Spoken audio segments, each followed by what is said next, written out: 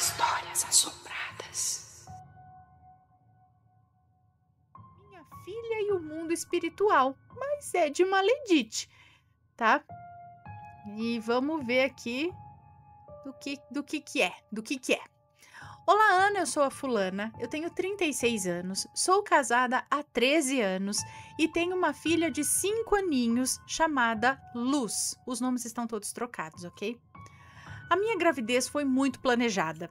2 anos antes eu já estava preparando o enxoval unissex e quando decidimos que era o mês certo, engravidei, sem complicações. Eu trabalhava muito, das 8 da manhã às 10 da noite, até o último mês de gestação. Eu era secretária executiva e meio que era a última a ir embora do escritório.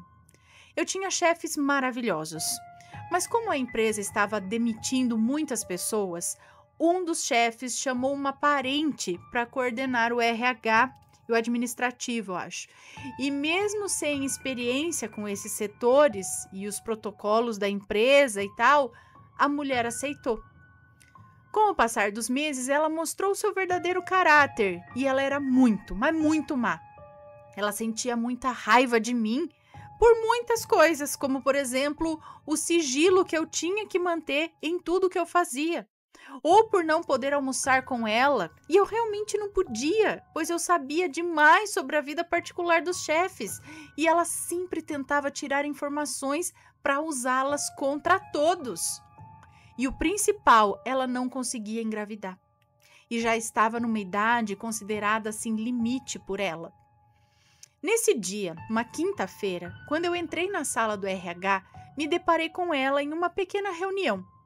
Avisei que eu estava de saída e ela me pediu para ir até ela, que estava sentada em uma cadeira, e me aproximando, ela colocou as 2 mãos na minha barriga, como quem vai cochichar um segredo no ouvido de alguém, sabe? E cochichou alguma coisa para minha filha dentro da minha barriga. Eu fiquei até sem graça, pois estávamos na frente de todos ali numa reunião e eu não consegui me afastar. Mas eu repreendi em pensamento tudo que estava sendo falado ali e que eu nem conseguia ouvir. Para todos ali era um gesto de carinho, mas para mim foi como uma ameaça, sabe? Ela olhou para mim e falou que tinham feito uma aposta na empresa sobre a data que a bebê iria nascer e ela estava conversando com a bebê, pois queria ganhar. Eu dei um sorriso amarelo e fiquei em alerta total. Me despedi e fui embora. No dia seguinte, coloquei um vestido muito longo e confortável, sandálias rasteirinhas, de tira dourada e fui trabalhar. Assim que cheguei, uma das minhas amigas me chamou e avisou que a Dona Graça, o nome está trocado, e me avisou que a Dona Graça, uma das funcionárias da limpeza do escritório, estava à minha procura. Ela era uma pessoa de muita fé e profeta na igreja em que congregava. Vez ou outra, ela entregava uma profecia para alguém do escritório e acontecia exatamente aquilo que foi falado. Todos a respeitavam e alguns tinham até medo dela. Eu adorava conversar com ela. Fui para minha sala, larguei minhas coisas e comecei a procurar pela Dona Graça. Mas ela me achou primeiro. Me levou para a salinha do café, e como todos a respeitavam muito, e eu era a única grávida na empresa, ficaram preocupados e se amontoaram na porta daquela salinha para ouvir também. A Maledite chefona ainda não havia chegado. Ela chegava quase na hora do almoço, então éramos livres até lá. A Dona Graça perguntou se eu estava bem e falou o seguinte: eu tive um sonho terrível com você essa noite. Você estava com um vestido semelhante a esse, com sandálias douradas, e tropeçava, caindo sobre a sua barriga. Nós te socorríamos, mas a sua criança nascia sem vida. Todos ficaram perplexos, pois eu levantei a barra do meu vestido e lhe mostrei a cor das minhas sandálias rasteiras de tiras douradas. Ela me pediu para ficar sentada enquanto todos discutiam o que fazer. A minha colega de setor trouxe sapatilhas pretas que ela correu para comprar na hora e eu calcei. Eu falei sobre o ocorrido na noite anterior, então ela me avisou que a Maledite não tinha desejado coisas boas para bebê e que eu deveria me esquivar dela o quanto pudesse naquele dia. Bom, passei o dia sendo observada pelos colegas de trabalho que não me deixavam carregar nada ou ir sozinha a canto algum. Almocei na mesa de trabalho mesmo, e ao final do dia eu me despedi de todos com o sentimento que eu não voltaria a vê-los tão cedo. Em casa comecei a passar muito mal, mas como tinha consulta no dia seguinte, eu resolvi esperar. Mal dormi. Na consulta comecei a sentir as contrações mais fortes. O médico então começou a fazer os exames, medindo a barriga, auscultando o coração, mas para surpresa dele, não havia mais batimentos cardíacos no bebê. Ele procurou, apertou, mas nada de batimentos. E após algumas tentativas, ele colocou um aparelho na minha barriga e ouvimos um barulho diferente. Era como o barulho que um sapo faz, sabe? O coachar de um sapo mesmo. E era muito lento e espaçado. E eu vi pela expressão dele que aquilo era novo para ele. Mesmo tendo feito já 14.000 partos na vida, ele parecia assustadíssimo com aquele barulho. Ficou olhando pro horizonte por uns segundos com aquele terror estampado no rosto. Então mudou a expressão. Virou para mim, deitada na maca e com muita calma, me pediu para eu me trocar novamente e ir para outra sala fazer uma nova ultrassonografia. Eu mal levantei e vi apenas a barra do jaleco dele voando em disparada para fora da sala. A porta ficou até entreaberta e ele corria pelo corredor. Todos pararam o que estavam fazendo e as grávidas do lado de fora olhavam para ele com assombro no olhar. Depois todos viraram para mim e eu vi apenas nos olhos delas. Todas viraram para mim e vi pena nos olhos delas. Tipo, ai, coitada, deve ter acontecido alguma coisa grave, sabe? Ele gritava para tirarem a outra gestante da ultrassonografia que tinha uma de emergência e era para chamarem todos os médicos. Eu não mencionei antes, mas a clínica é muito famosa aqui no bairro e pertence a esse excelente médico. Como a Maledite resolveu naquele mês mudar o meu plano de saúde para um que a minha médica anterior não atendia, eu tive que mudar de médico no último mês de gestação. Foi um transtorno enorme, mas o destino me colocou nas mãos do melhor médico possível. Me troquei e fui para a Ultra. Lá eles descobriram que cada vez que eu tinha uma contração, inexplicavelmente o coração da bebê parava. Então corremos para o hospital para realizar o parto às pressas, pois o risco de morte era iminente. O parto foi cesáreo e mesmo muito tenso, foi um sucesso. Dou graças a Deus por isso. A minha menina é linda, muito inteligente. Eu digo que tem uma alma velha.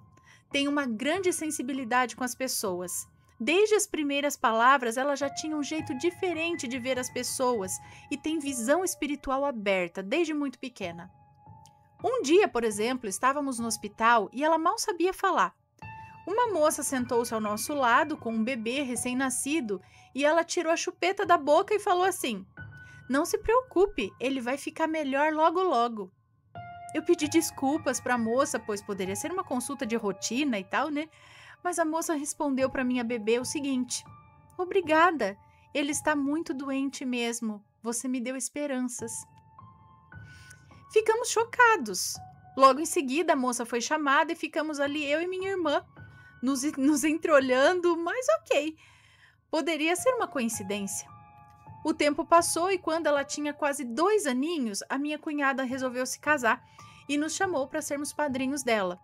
Como presente, pagamos metade da festa. Então minha cunhada começou a jogar muitas responsabilidades para mim. Eu era a motorista dela para todo canto, eu comprava bebidas para a festa, decoração ela não queria nem saber, o decorador, o DJ, a organizadora da cerimônia, todos ligavam para mim para saber o que decidir, pois a noiva respondia que eu era a responsável por tais coisas. Gente, eu quase enlouqueci. Marquei uma reunião com todos e levei ela quase que a pulso comigo para que pudesse decidir as coisas, pois nem o sabor de bolo ela queria escolher. E chegou ao absurdo de eu ter que escolher o vestido dela. Claro que apenas conduzi da melhor e mais discreta maneira possível a situação. Aguentei calada, até que ela pediu para minha bebê ser a dama de honra. E mesmo eu falando que Luz não tinha maturidade para isso, que não ia dar certo, ela insistiu muito e convenceu meu marido, que aceitou. E é aí que as coisas ficaram muito ruins. A minha bebê começou a ver coisas inexplicáveis. Ela via enormes aranhas no teto, cabeças grandes em seres pequenos, caranguejos com cabeça de gente, fumaças e coisas sorrateiras, coisas que a deixavam aterrorizada, e que ela descrevia da maneira que podia, sendo uma criança de 2 anos. Um dia eu estava no apartamento da minha tia e enquanto ela brincava na sala, eu estava na cozinha com a minha tia Beltrana. Do nada, a Luz deu um grito e correu para nós. Minha tia largou tudo e correu pegando ela no colo no meio do caminho, eu acho. Ela estava pálida e com os olhos arregalados e dizia chorando que tinha o Boca na porta da sala atrás da cortina. Não entendemos nada e ela só falava isso. Minha tia a acalmou e fomos para a sala. Obviamente, seja lá o que tinha ali, eu não podia ver, mas a minha tia Beltrana tem visão aberta também e viu. Ela expulsou a coisa da porta da sala e disse para minha filha: "Ele não tem permissão para entrar, ok?" Então minha filha se acalmou e minha tia descreveu o que viu. Ele era como uma criança pequena, mas a cabeça de um homem adulto. Era calvo e tinha uma boca enorme, repleta de dentes estragados e pontudos. Eu fiquei triste por minha pequena ter visto algo tão assustador. Ao longo dos preparativos para o casamento, as coisas foram aparecendo para ela de forma muito mais horripilante. E um dia, estando no quarto dela, tentando fazê-la dormir no meu colo, antes de pô-la na cama para o soninho da tarde, ela se assustou no meu colo, quis descer e falou: "Olha, mamãe, um caranguejo." Eu perguntei: "Onde?" E ela apontava e corria atrás da coisa invisível, falando: "Ali, ali." O quarto dela era estilo Montessori, aqueles com base da cama no chão. A cama é baixinha, sabe, para as crianças. E a cama era uma cabaninha. Ela então correu para trás da cama e apontou: "Aqui, olha, bem aqui." E eu disse: "Filha, desculpa, mas a mamãe não consegue ver o que você está vendo." Então ela virou para mim e disse: "Abre os olhos, mamãe, abre os olhos." E apontou para os próprios olhos: "Abre os olhos." Aquilo me partiu o coração. Eu me sentia uma inútil. Então eu peguei ela, fiz umas orações no quarto e levei ela para dormir no meu quarto. Quando ela pegou no sono, eu orei e pedi do fundo da minha alma e chorando para que se aquele fosse um dom de Deus para ela, que ele fechasse os olhos espirituais dela temporariamente e que só os abrissem novamente quando ela tivesse idade para entender o que se passava, que ela era muito novinha e que estávamos sofrendo sem poder ver o que ela via. Então aconteceu e ela não viu mais nada. No dia do casamento da tia dela, eu estava no cartório e minha mãe ligou avisando que Luz estava vomitando e que sujou o vestido. Eu já tinha levado outro vestido novinho nas coisas dela, antecipando uma situação daquelas. No fim, ela acabou não entrando de daminha, mas de florista, e foi substituída por outra sobrinha na hora, o que nem a noiva notou. Passaram-se os anos e agora, no meio dos 5 anos dela, sua visão espiritual ou mediunidade retornaram. Começou um dia em que estávamos brincando no quarto dela. Mudei o quarto já pela 2ª vez, tirando aquela cama e colocando uma cama com escorregador, para ver se ela dormia nele. Dormia na cama, né? Mas ela simplesmente odeia ficar no quarto à noite. Ela estava nessa cama alta e eu em pé, de frente a ela. Ao lado da cama tem a porta do quarto e o corredor. Então, ela virou com rapidez e foi procurar na beira da cama alguém que ela viu entrando no banheiro. Na descrição dela, era uma mulher de cabelos pretos e ela estava com a mão para frente, como se fosse empurrar a porta do banheiro quando chegasse perto, sabe? Eu fui com ela no colo até o banheiro e não tinha ninguém. Fizemos uma oração e resolvi ficar atenta com ela depois disso. Então, alguns dias depois, ela me chamou no quarto dela, alegando que tinha um carrinho de controle remoto andando sozinho debaixo da cama, que por ser uma cama alta, tem uma casinha embaixo. Olhei e tinha o carrinho da Frozen lá.